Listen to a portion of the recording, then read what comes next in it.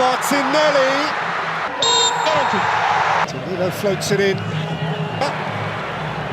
যে রেফারি ব্রাজিলকে 2টা পেনাল্টি উপহার দিয়েছেন, সেমিফাইনালে তিনি আর্জেন্টিনাকে কয়টা উপহার দেবেন? ইংল্যান্ডের বিপক্ষে ম্যাচের আগে এই প্রশ্নই এখন ঘুরপাক খাচ্ছে।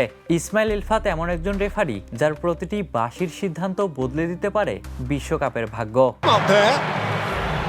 বিশ্বকাপের দ্বিতীয় সেমিফাইনালে আর্জেন্টিনা ও ইংল্যান্ডের মধ্যকার ম্যাচ পরিচালনার দায়িত্ব পেয়েছেন তিনি, আর এই নিয়োগ ঘিরেই শুরু হয়েছে তুমুল বিতর্ক।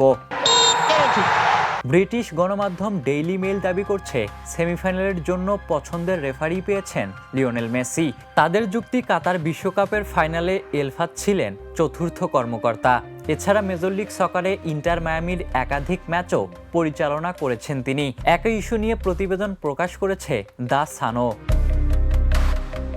44 বছর বয়সী এলফাত চলতি বিশ্বকাপে জাপান, নেদারল্যান্ডস, উরুগুয়ে, স্পেন এবং ব্রাজিল, নরওয়ের মতো গুরুত্বপূর্ণ ম্যাচে পরিচালনা করেছেন। উরুগুয়ে স্পেন ম্যাচে কিছু সিদ্ধান্ত এবং ব্রাজিল নরওয়ে ম্যাচে VAR এর মাধ্যমে পেনাল্টি দেওয়া নিয়েও বিতর্ক হয়েছে। তবে আর্জেন্টিনা ইংল্যান্ড মহারণের আগে রেফারিকে ঘিরে বাড়তে থাকা আলোচনার ম্যাচে নতুন উত্তেজনা যোগ করছে।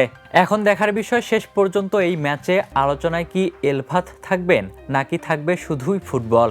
Martinelli. Ishtiaq Mahin, the news. দেশে দেশে সবার সাথে দ্য নিউজ।